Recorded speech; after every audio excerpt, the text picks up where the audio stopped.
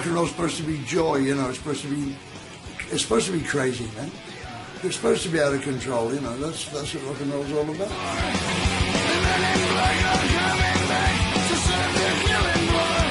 First time I met them as a band, it was like 3 gunfighters walking into a saloon in a Western movie. Meanest looking motherfuckers you can ever come across.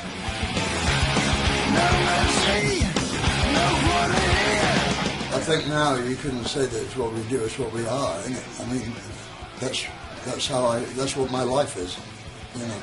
If I couldn't tour, I'd go fucking crazy.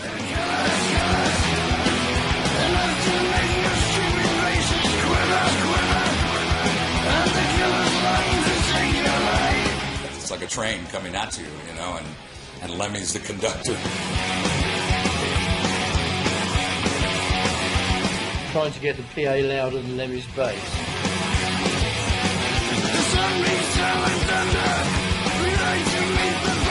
The general state of the actual, party traveling around, that will be like confused, dizzy, hungover. Yeah, badly hungover. Extremely sweaty. Yeah, nuts.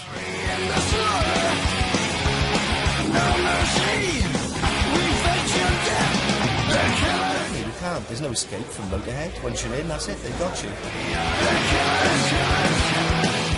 It's a special kind of thing being on tour. It's not like anything else. You know, you couldn't.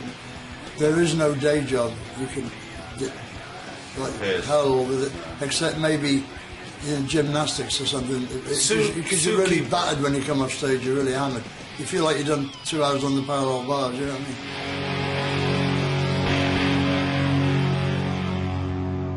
Makes it quite fun to go on the road after a record like that, and you worked hard. It seems like the album this summer we did festivals was, one of the better summers as well to do festivals. Apparently we're getting quite famous. Yeah, I think we got something here. We ought to keep on with this, see where it goes. Not just a demo that was good. I mean, we might actually have a record deal soon. Yeah.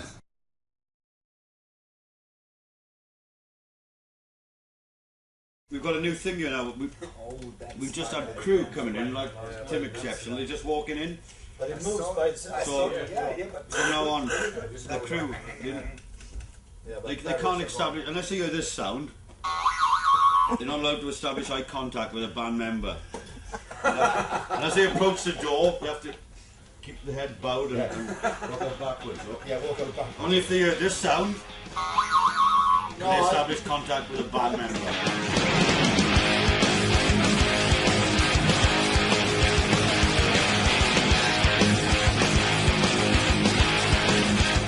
I mean, we had the same crew for quite a bit now, more or less.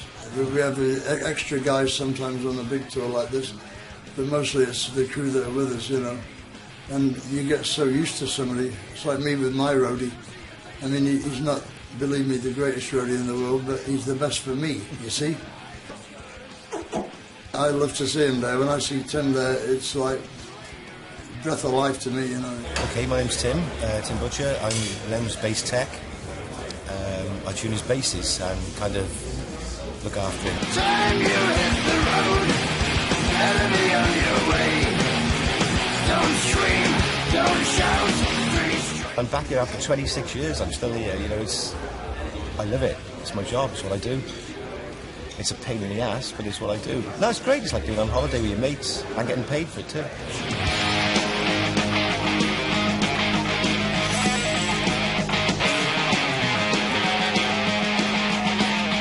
Lem's ideal bass sound, the tone he wants, is like, the old war movies where you saw the Stuka bomber, there was that drone, that kind of thing. That's what Lem wants. He likes it loud, of course, as you may have noticed, and full on. His sound is just up, isn't it? Everything's up. It goes up to 12D. It's over the top.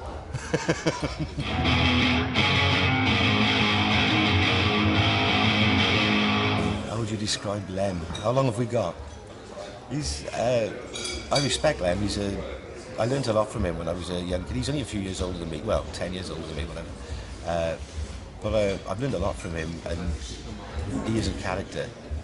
He's not one of these rock stars. I mean, he can play his rock star when he needs to be, but he's like an ordinary guy. He's a mate of mine. I don't see him the way a lot of other people do see him, you know, of course, which is a shame sometimes. But he's my friend. And I respect him.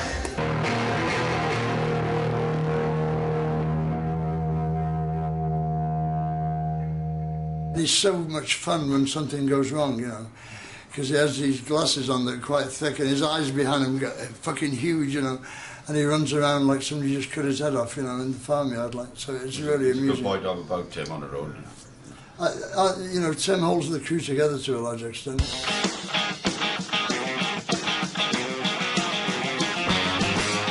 Fucking Roger from Brazil, Phil's roadie, we kidnapped him. He was the promoter's rep. He was the interpreter, yeah. Going around with us interpreting and booking the hotels and things. And then when we left Brazil, he came with us.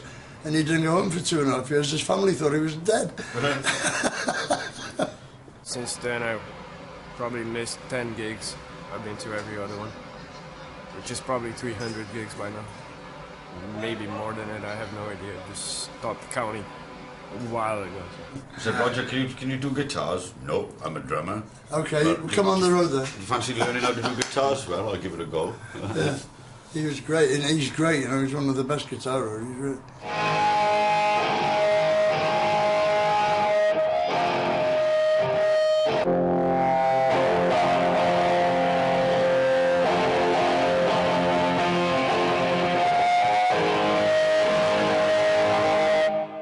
Phil is a very underrated guitar player. He is very good live.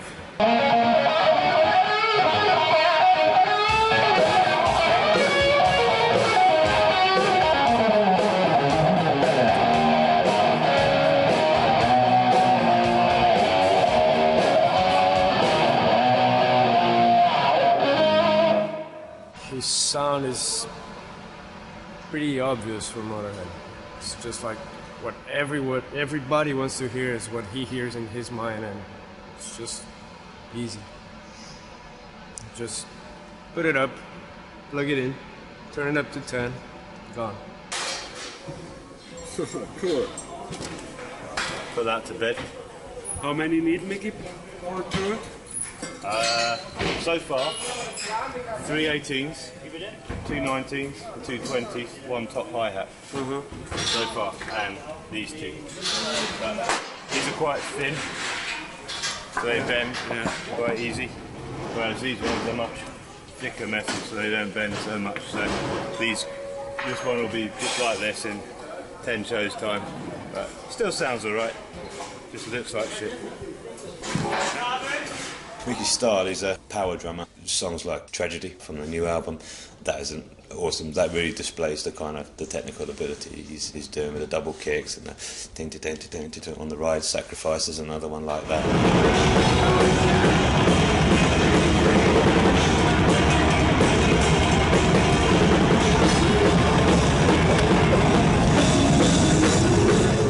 Lots of things going on. Sometimes because he's pumping hi-hat with this foot, sometimes it'll slip off the top, it'll come loose. So straight on, I have a spare one underneath the floor tom. Change that before. Just timed it nicely from the verse. It's quite a long chorus bit on that on the ride, and just managed to get it back in time. But yeah, that was kind of scary.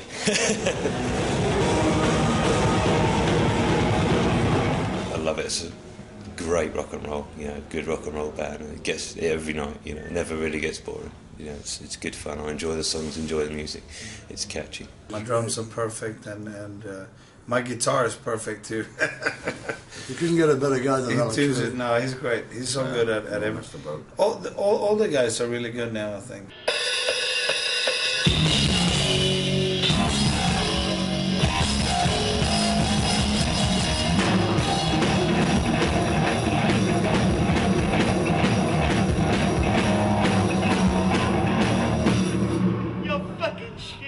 That's what we tend to get. We tend to get people who put up with a lot from us, and we put up with a lot from them. Yeah, I was just going to say that. We do. I mean, Tim, on 2 nights running this tour, handed me a bass completely confidently, right out of tune, And I'm not down saying, dang, dang, dang, thanks. Completely confidently. Yeah. He chose to go the different way because it wasn't sounding right. Unfortunately, we weren't that prepared for it, or I wasn't that prepared for it. So I fucked up, basically. If a guy's good 6 days out of 7, just because he fucks up on one day, you know, that's no reason to fire anybody, you know. That's just bullshit. That's just people being like important motherfuckers, you know. Like, I'm sick of rock stars. I met too many of them, you know. Cheers.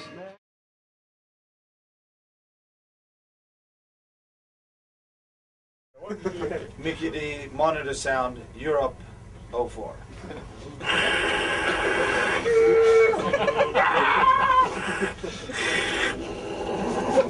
What song is that? Oh, that is I Got Mine. How shall I start? You know? What's the Oh, okay. There's nothing with touring that is ever going to be routine because it's different every day. Certain little elements in our lives and the way when we're touring is routine. Certain things are just unwritten rules, basically. Right. We just, it's like an ant farm, you know. Because you never discuss anything. Yeah. Well, you know, ants know exactly what to do. Like, because actually, we never said, Mickey do the drums first and then Phil at the sound check and then me. We never said that. It's just certain procedures. Hand, you know.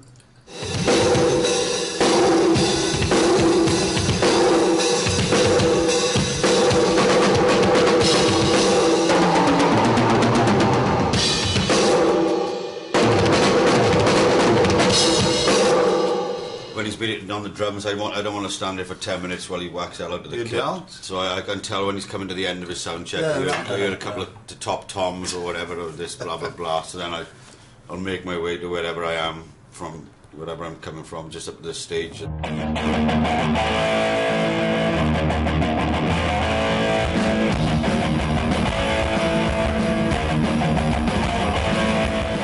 I hear him start to play, I start walking slowly up to the stage, you know. It's like, that's the routine thing, but everything else is like, yeah.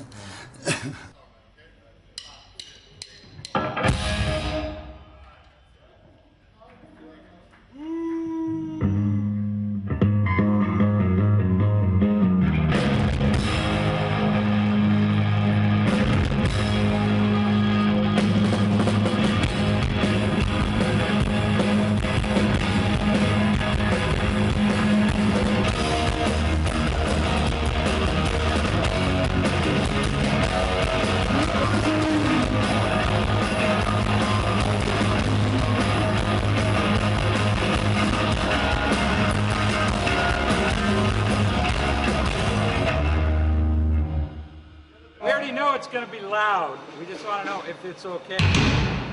It's 130 dB. I think we've measured it at the edge of the stage just coming out of Lemmy's amplifier. Just one stack was 128.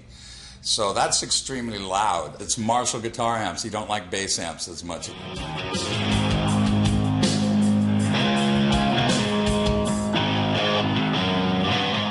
End up breaking acoustical physics. So we, you know, that's our whole thing. We alter acoustics, and you know, it's a challenge. It's a challenge to be able to get up above, you know, any kind of, you know, live.